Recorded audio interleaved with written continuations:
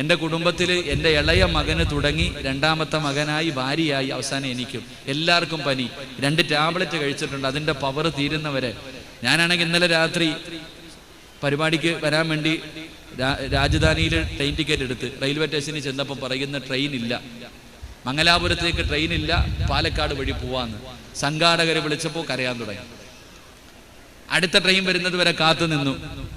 ചോദിച്ചോ പറഞ്ഞു, എൻ്റെ പൊന്നുസ്താദെ ഇല്ല, നിങ്ങൾ വെറുതെ കയറി നിൽക്കും. അവസാനം ഞാനിങ്ങനെ എത്ര കിടന്ന് കഷ്ടപ്പെട്ട് പനിയാണെങ്കിലും ഈ നല്ല ഒരു കാര്യത്തിന് വന്ന് പങ്കെടുക്കണം എന്നുള്ള ആഗ്രഹമുണ്ട്. അള്ളാഹു ഇബാദത്തിന്റെ കൂലി നൽകുമാറാകട്ടെ. അള്ളാഹു ഇബാദത്തിന്റെ കൂലി നൽകുമാറാകട്ടെ. ഈ നന്മയ്ക്ക് കൂട്ടുനിന്നതിന്റെ പേരിൽ അള്ളാഹു നമ്മുടെ കുടുംബ ജീവിതത്തിലും അള്ളാഹു ബർക്കത്ത് ചെയ്യുമാറാകട്ടെ. അപ്പൊ ഞാൻ പറഞ്ഞത്, ഒരു ഭാര്യയും ഭർത്താവും ശാരീരികമായി ബന്ധപ്പെടുന്നതിന് ഇബാദത്തിന്റെ കൂലി. അതിന് ഇബാദത്തിന്റെ കൂലി കിട്ടണമെങ്കിൽ 12 മര്യാദകൾ പാലിച്ചുകൊണ്ട് വേണം ഭാര്യയും ഭർത്താവും ബന്ധപ്പെടാൻ. അള്ളാഹു ഈമാൻ നൽകുമാറാകട്ടെ. ഭക്ഷണം വിളമ്പി വെച്ചിരിക്കുന്ന സമയത്ത് 12ഉം പറഞ്ഞ് ബോറടിപ്പിക്കണില്ല. ഏറ്റവും ചുരുങ്ങിയത് ചെയ്യാനുള്ള കാര്യം, ഏറ്റവും ചുരുങ്ങിയത് എന്റെ പ്രിയപ്പെട്ട സഹോദരൻ, ഒന്ന് നീ ബിസ്മി പറഞ്ഞിട്ട് തുടങ്ങാവൂ എന്ന് നബിയിന റസൂലുള്ളാഹി എന്ത് പറഞ്ഞിട്ടേ തുടങ്ങാവൂ? എന്ത് പറഞ്ഞിട്ടേ തുടങ്ങാവൂ? ഭാര്യയും ഭർത്താവും ശാരീരികമായി ബന്ധപ്പെടുമ്പോ എന്തു പറയണം? ബിസ്മില്ലാഹിർ റഹ്മാനിർ റഹീം. ഓ, ഇങ്ങേർക്ക് വേറെ പണിയൊന്നുമില്ലടാ, ഇപ്പൊ ഇത് പറയാനാ വന്നേ, നിങ്ങൾ ചോദിക്കുമല്ലോ, ഞാൻ മറുപടി പറയാം. മക്കള് കുരുത്തക്കേട് കാണിക്കുമ്പോഴേ അങ്ങനെയല്ലേ പറയാ, കുരുത്തക്കല്ലേ പറയാ. മക്കളൊക്കെ കിടന്ന് എന്തെങ്കിലും കാണിക്കുമ്പോ വാപ്പ ചോദിക്കും, എന്താ ശൈത്താന്റെ പണി കാണിക്കുന്നോടാ, ശൈത്താന്റെ സ്വഭാവം കാണിക്കുന്നോടാ, ചോദിക്കൂലേ? ചില ഉപ്പയും ചോദിക്കും, ചില ഉമ്മയും ചോദിക്കും. ഓനെ കുറ്റം പറയണ്ട. നിങ്ങൾ നോക്ക്, ഇപ്പൊ താഴെ ബിരിയാണി ഉണ്ട്, കഴിക്കാൻ പോവാ.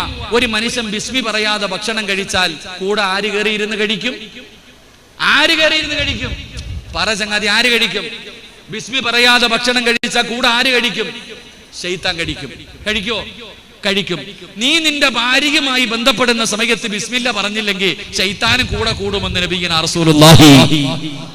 ആരും കൂടെ കൂടും?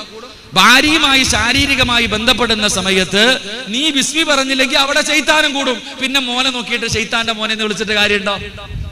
പിന്നെ മക്കളെ വിളിച്ചിട്ടുള്ള ശൈത്താന്റെ സ്വഭാവം കാണിക്കുന്നു പറഞ്ഞിട്ട് കാര്യമുണ്ടോ? കാര്യമില്ല. അപ്പൊ നീ ശ്രദ്ധിക്ക്. ഭാര്യയും ഭർത്താവും ബന്ധപ്പെടുന്ന സമയത്ത് എന്തു പറയണമെന്ന് മുത്തുനബി മുഹമ്മദ് മുസ്തഫ സല്ലല്ലാഹു അലൈഹി വസല്ലമ തങ്ങൾ പറയുന്നുണ്ട്. മോനെ, നീ ബിസ്മി പറയണം, നീ ദുആ ചെയ്യണം. അതിനുവേണ്ടി പ്രത്യേക ദുആ തന്നെ മുത്തുനബി പറഞ്ഞു തന്നിട്ടുണ്ട്. ഒളുവെടുത്തിട്ട് വേണം ചെയ്യിക്കാൻ, നീ കപ്പറയിലേക്ക് കടന്നു പോകാൻ. അവിടെ നിന്ന് പ്രവാചകൻ പഠിപ്പിച്ചപ്പോ ഒന്നാമത്തെ കാര്യം, ശാരീരികമായി ബന്ധപ്പെടുന്ന സമയം നീ എന്ത് ചെയ്യണം? ബിസ്മി പറയണം, നീ ദുആ ചെയ്യണം. എന്റെ പ്രിയപ്പെട്ടവരെ, പരസ്പരം ഔറത്ത് കാണാൻ പാടില്ലെന്ന് അള്ളാഹുവിന്റെ വിശുദ്ധ ഖുർആൻ. അള്ളാഹു ഈമാൻ നൽകുമാറാകട്ടെ. സൂറത്തുൽ അൻആം അറാഫ് ഒക്കെ എടുത്തു നോക്ക്, അതിനകത്ത് പറയുന്നുണ്ട് പരസ്പരം ഔറത്ത് കാണാൻ പാടില്ല. അപ്പൊ നിങ്ങൾ ചോദിക്കും, പിന്നെ എന്റെ പെണ്ണും പിള്ളയുടെ ശരീരം എനിക്ക് കാണാനല്ല നാട്ടുകാർക്ക് കാണാനാ?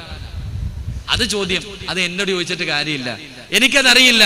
അള്ളാന്റെ പരിശുദ്ധമായ ഖുർആൻ പറയുന്നുണ്ട്. ഖുർആൻ എടുത്ത് നോക്ക്, അവിടുത്തെ അവസാനം 182-ാമത്തെ ആയത്ത് മുതൽ അങ്ങോട്ട് എടുത്തു നോക്കുമ്പോ കാണാൻ പാടില്ല. കാരണം എന്തേ? കാണാൻ പാടില്ല. അതിനകത്ത് എന്തോ ഒരു അർത്ഥമുണ്ട്. അള്ളാഹു നന്മ മാത്രം മനസ്സിലാക്കാൻ ഭാഗ്യം നൽകുമാറാകട്ടെ. എന്റെ പ്രിയപ്പെട്ട സഹോദരങ്ങളെ, ബാക്കിയുള്ള കാര്യങ്ങൾ ഞാൻ പറയുന്നില്ല. കാരണം പ്രായമുള്ളവരുണ്ട്, ഉസ്താദന്മാരുണ്ട്, കൊച്ചു കുട്ടികളുണ്ട്. അപ്പൊ അതുകൊണ്ട് വെറുതെ എന്തിനാ? നന്മയാണ്, നല്ലതാണ്. എങ്കിലും സദസ്സിനോടുള്ള ബഹുമാനം കാരണം ഞാൻ പറയുന്നില്ല. അള്ളാഹു നമുക്ക് ഈമാൻ നൽകുമാറാകട്ടെ. എന്റെ പ്രിയപ്പെട്ടവര്, ഇങ്ങനെയൊക്കെ കഷ്ടപ്പെട്ടാലേ ഒരു നല്ല മോനെ കിട്ടത്തുള്ളൂ. അതാ ഞാൻ പറഞ്ഞു വന്നേ. അല്ലാതെ ഒറ്റയടിക്ക് മദ്രസയെ കൊണ്ട് വിട്ടിട്ട് നന്നാവടാ എന്ന് പറഞ്ഞാൽ നന്നാവൂല. അപ്പം നന്നാക്കണമെങ്കിൽ എന്റെ പ്രിയപ്പെട്ട, വാഴ നട്ട് കൊലച്ചതിന് ശേഷം വളവിട്ടിട്ട് കാര്യമുണ്ടോ? ഇല്ല. എന്ത് ചെയ്യണം? ആദ്യമേ നോക്കണം. ആദ്യം നീ എന്ത് ചെയ്യണം? നല്ലൊരു കുഴിയെടുത്ത് പാങ്കുളിക്കണം. എന്റെ പ്രിയമുള്ള സഹോദരങ്ങളെ, സഹോദരിമാരെ, വേണ്ടി നിർത്തുക. ഇൻഷാ അല്ലാഹ് ഒരു 5 മിനിറ്റ് കൂടെ ഇൻഷാ അല്ലാഹ് നമുക്ക് ദുആ ചെയ്യണം. എന്നിട്ട് അൽഹംദുലില്ലാ, ഞാൻ 2 വർഷം മുമ്പാണെന്ന് തോന്നുന്നു വഅലിന് വന്നു. അപ്പൊ ഈ സംഘാടകർ ഏകദേശം 11 പെൺകുട്ടികളുടെ വിവാഹത്തിന് വേണ്ടി എല്ലാവിധ സഹായങ്ങളും ചെയ്തു കൊടുക്കാൻ അവരെ കൊണ്ട് കഴിഞ്ഞു. അള്ളാഹു സ്വീകരിക്കുമാറാകട്ടെ. അതൊരു ജാരിയായ സദഖയെ അള്ളാഹു സ്വീകരിക്കുമാറാകട്ടെ. പക്ഷെ ഒരുപാട് പേര് സ്വർണം കൊടുക്കാമൊക്കെ, സ്വർണം എന്നല്ലേ ബംഗാറ് കൊടുക്കാമെന്നൊക്കെ ഏറ്റു. പക്ഷെ ഇതുവരെ കണ്ടില്ല എന്ന് സംഘാടകർ പറയുന്നു. അത് അവരും അള്ളാഹും തമ്മിൽ തീർക്കേണ്ട വിഷയം.